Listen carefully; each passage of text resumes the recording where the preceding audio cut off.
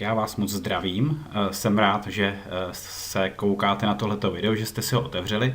Já jsem tohle video začal teď v tuhle chvíli natáčet z toho důvodu, protože jsem dostal pocit, že je to potřeba, a je to z toho důvodu, že se spustil projekt, který se jmenuje Megaspooler, a tento projekt vyvolal spoustu emocí, ať už pozitivních, pro spoustu lidí je to něco revolučního, je to to nejlepší, co kde viděli, anebo negativních. Prostě najdou se lidi, kteří aniž by o tom se chtěli dozvědět něco víc, tak prostě řeknou, že to není možný, že to jsou obrovské částky a že není možný, aby si tam vydělali i lidi, kteří nebudou aktivní. Já teda mám určité porovnání tohoto projektu a jiného staršího projektu, který byl manuální, muselo se tam všechno hlídat, nic nechodilo automaticky, strašně mě to nebavilo a řekl jsem si, že už nikdy podobné Matrixové projekty dělat nebudu. No a vidíte, jsem v Megaspooleru, natáčím na něj video a tenhle projekt mě opravdu přesvědčil, že má cenu se mu pověnovat a minimálně si o něm zjistit nějaké přesné informace. Já bych rád pokročil dál v tomhle videu, a to z toho důvodu, že lidé se mě ohledně Megaspooleru často ptají na nějaké věci. A to jsou zpravidla věci dvě. Často se sdílí informace, že tento projekt je pro takzvané samotáře, že si v tomhle programu prostě vydělají i lidi, kteří nic nedělají. A to je prostě divný, že když se tohleto řekne. Prostě bez práce nejsou koláče, to je taková stará pravda. A je prostě divný, když se něco takového řekne. Já v tomhle videu se vám budu snažit na číslech srozumitelně ukázat, proč to doopravdy možné je a proč v tomhletom projektu je možné vybudovat jakýsi pasivní příjem. Ten druhý důvod je jakoby obrácený. Lidé se mě velice často ptají, že když už teda chtějí něco v tom projektu dělat, tak teda co? Co je tou činností v tom Megaspooleru, čemu se máme věnovat? Tak jedeme dál, chtěl bych na všechno tohleto odpovědět v co nejkratším čase, takže to obracím na úplný začátek.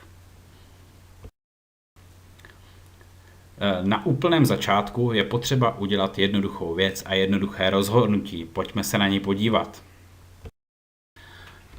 A to rozhodnutí je velmi prosté. To rozhodnutí je vstoupit do toho programu, vložit do něj částku, která záleží na vás, jak podle vás je nebo není vysoká.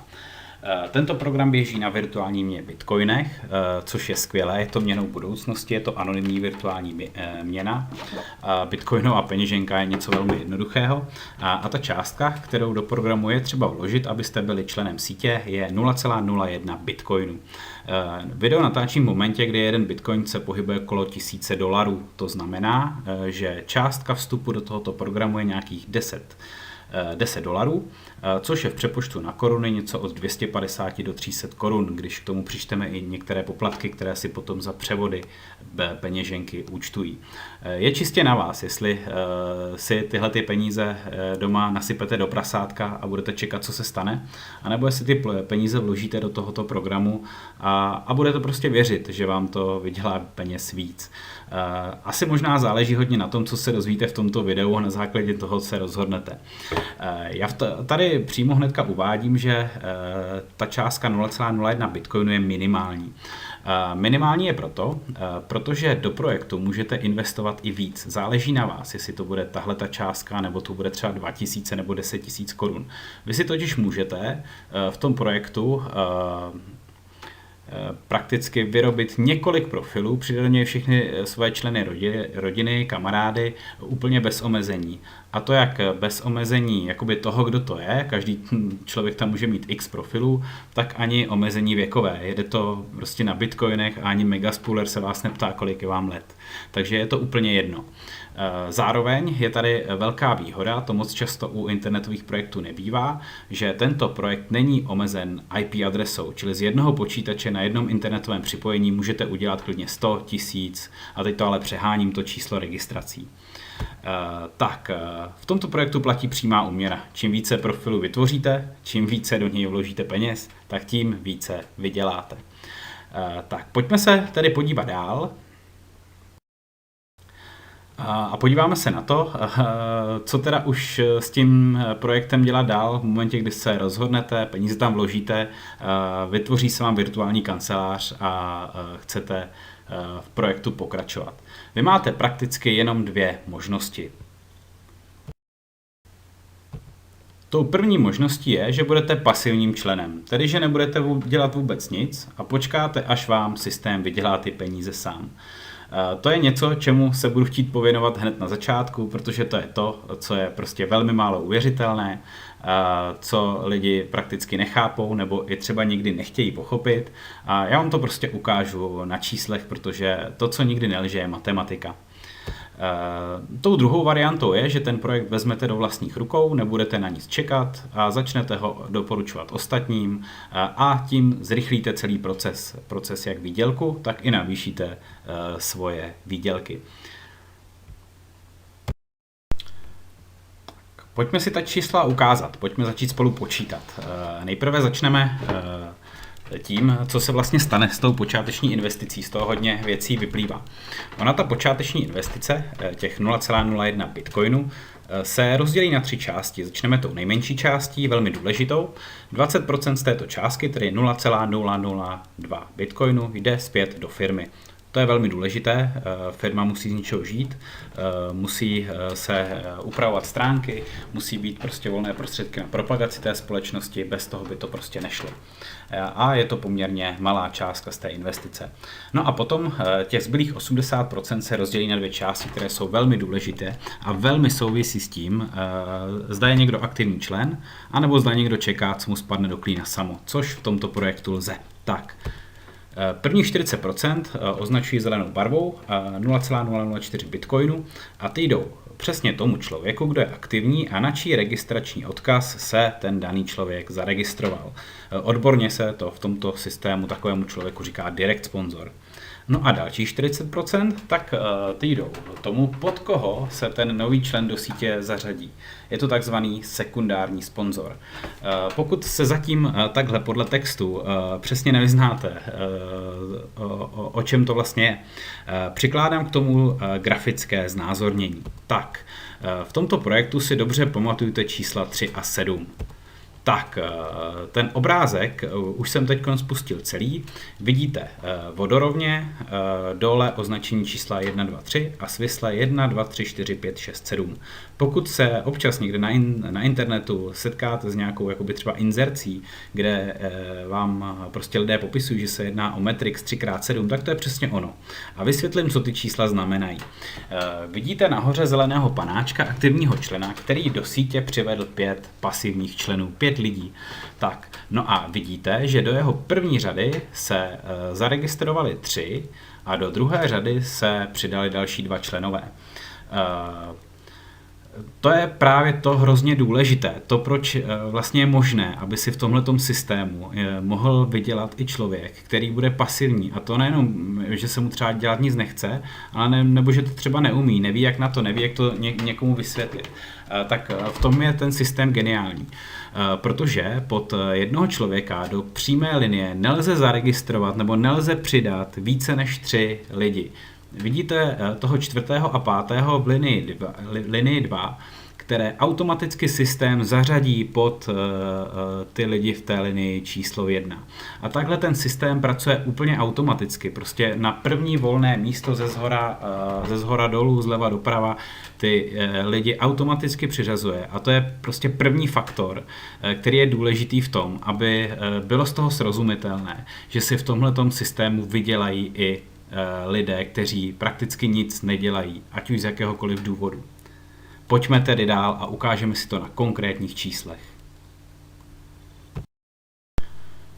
Tohle je asi nejdůležitější tabulka, kterou najdete na i stránkách megaspooler.com a kterou se vám teď budu snažit co nejsrozumitelněji vysvětlit. Je to jednoduchá matematika, podle které zjistíte, že si opravdu i lidi, kteří nějakým způsobem dál nedoporučují projekt, mohou vydělat nějaké peníze. Tak, my už v té tabulce máme vyplněno 7 úrovní, to je to druhé číslo, které je důležité v tom celém programu. Vlastně dostáváte se v tom programu od 1 až do 7 úrovně a tomu odpovídá i počet členů. Vidíte trojnásobky členů prostě v každé té úrovni, do každé té úrovně prostě připadne tento určitý počet členů a automaticky se ty úrovně prostě zaplňují. No a každá úroveň také něco stojí, vy za ní platíte, ale pozor, vy za tu úroveň neplatíte žádné extra peníze ze své peněženky, ten program si je prostě automaticky zase strhne z toho vašeho výdělku. To je další prostě obrovská výhoda tohoto systému.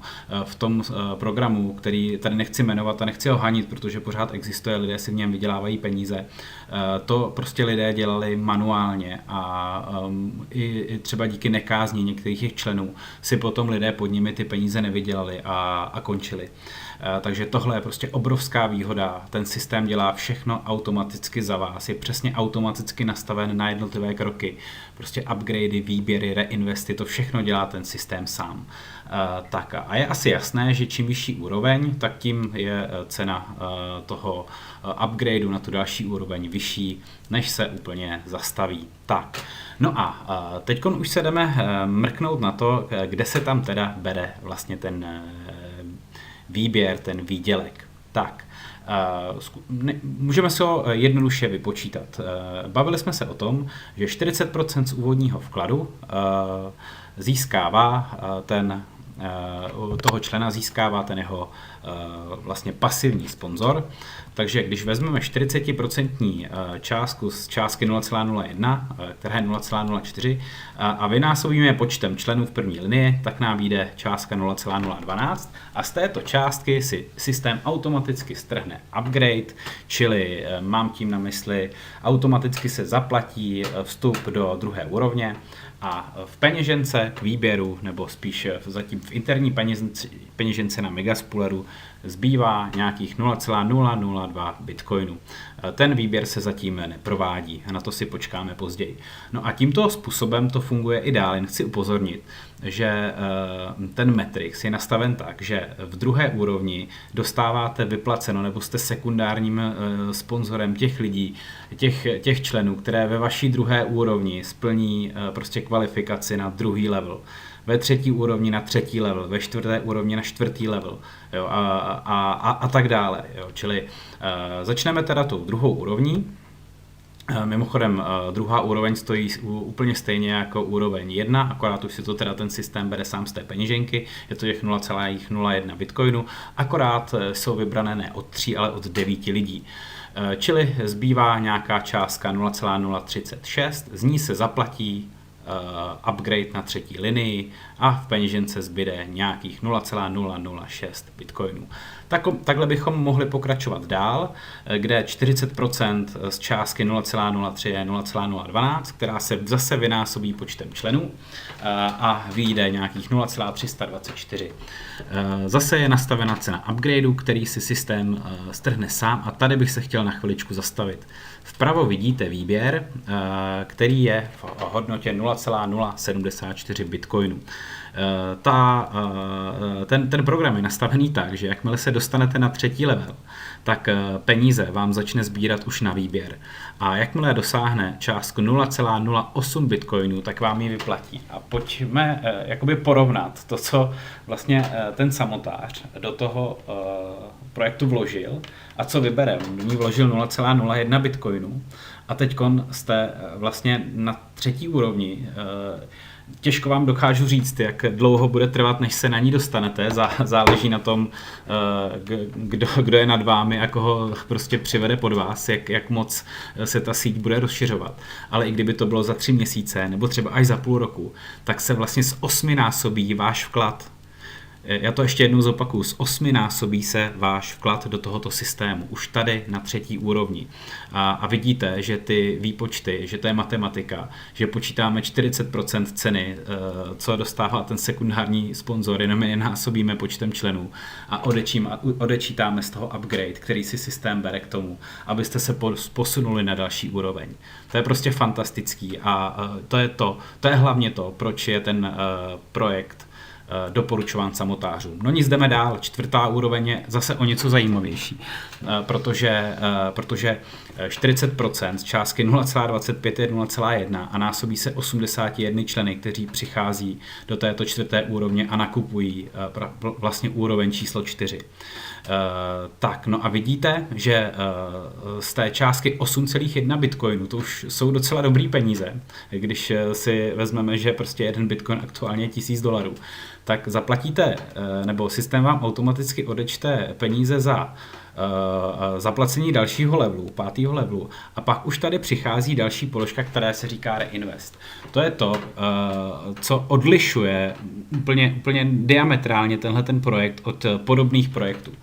Protože tento reinvest neudělá nic jiného, než že za ten jeden bitcoin, který reinvestujete, vám vytvoří 100 prostě lidí virtuálních do vaší sítě, které je rozmístí ze zhora dolů, zleva doprava. To nejenom, že přinese vlastně peníze vám, ale pomůže to hrozně i lidem, kteří napadali pod vás v té síti, protože ty tam vyplní hluchý místa a prostě oni za ty lidi dostanou úplně stejný odměny, jako kdyby tam někoho zaregistrovali. A to je prostě obrovský plus. Prostě hned 100 lidí vám to přivede automaticky, když prostě nic neděláte na téhle 4. úrovni. Já jedním dechem dodávám, že ono se to zdá, že to je hrozně jednoduchý, že to je 4. úroveň, ale je potřeba si uvědomit, že těch 81 členů v té 4. úrovni, že za ně dostanete odměnu v momentě, kdy oni taky vstoupí na 4. úroveň. Takže to prostě může chvilku trvat, není to hned. To si prostě občas taky lidi jako blbě myslej, že ten výdělek je hned a pak můžou být trošku zklamaní. Je prostě potřeba počítat s tím, že tenhle projekt je namyslen na dlouhé roky dopředu a že prostě ty vysoké částky nevyděláte úplně hned. Prostě vždycky záleží na tom, koho máte nad sebou a jaké lidi vám přivede do sítě, pokud jste samotáři. No, takže to je level číslo 4, jdeme dál, level číslo 5, a už to nebudu tady celý předříkávat, ty čísla prostě vychází z toho výpočtu částka 145,8, ze které se odečte částka na upgrade na 6. level a vytvoří se dalších 200 účtů. 6., 7. level a tady už jsme na velmi vysokých částkách. Vidíte, že tady je ten výběr 13 118 bitcoinů. Když si vezmete, že jeden bitcoin je $1000, tak se dostáváte prostě na obrovskou částku.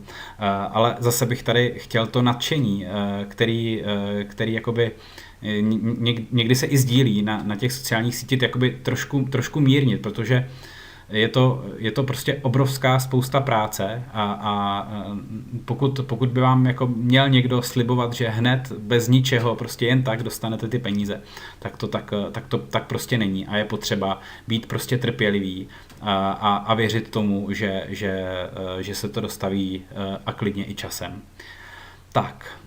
Takže to je ta kalkulačka. Já doufám, že jsem byl srozumitelný a že z tohoto je úplně jasné, že si tady může vydělat i ten, kdo nic nedělá. Jdeme dál. Tak, tohle byla jenom nějaká tabulka. Tak teď prakticky nastává věc že bych se vás rád zeptal, jestli vás zajímají jenom tyhle ty keci, jak já říkám v kleci, anebo chcete i vidět důkaz. Tu otázku jsem vám ani nemusel pokládat, protože vám ten důkaz rovnou můžu tady ukázat. Tady vidíte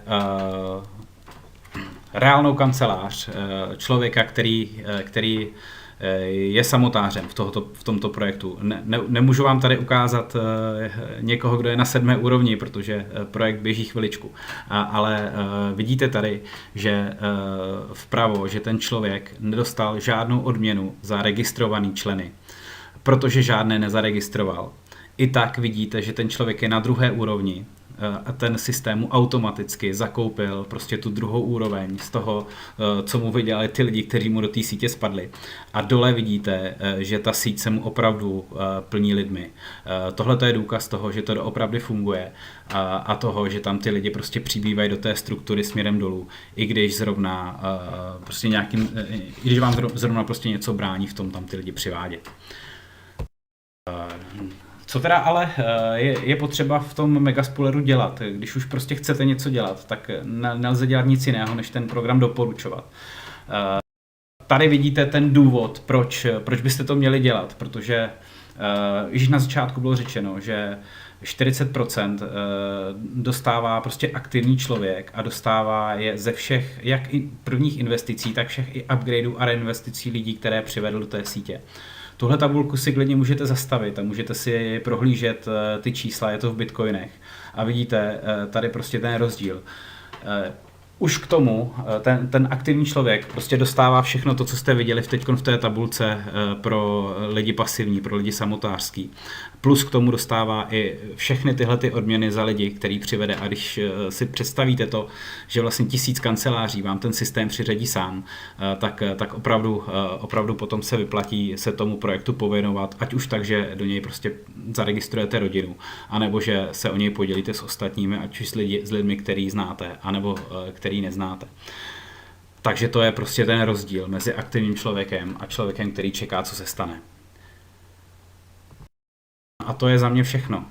Já jsem chtěl tohleto video určitě udělat trošku kratší, ale trošku jsem se rozkecal a bylo to hlavně kvůli tomu, aby bylo prostě jednoznačně srozumitelný, o co tady jde. Možná se do budoucna pokusím natočit něco kratšího, ale já doufám, že i když je to takhle trošku delší, tak že to z toho prostě bylo jasné a pokud se na to video ještě teď koukáte, tak vám moc děkuji, že jste to se mnou vydrželi. Na konci bych řekl ještě 2 věci. Ta první věc je, pokud vás tohle video nějakým způsobem jakoby nepřesvědčilo, tak já vám přeju hodně štěstí v tom, co děláte. A pokud vás přesvědčilo a jdete se registrovat do Megaspooleru, anebo prostě už v Megaspooleru jste a chcete tohleto video používat na propagaci, tak záměrně jsem ho udělal anonymní, neříkám do tohoto videa, kdo jsem, abyste prostě tohleto video mohli vzít, dát si ho na své stránky, i když prostě nespolupracujeme společně a můžete ho používat, pokud se vám líbí, pro propagaci tohoto projektu. Já věřím, že se mi tohle jednou vrátí. Děkuji vám za pozornost, mějte se krásně.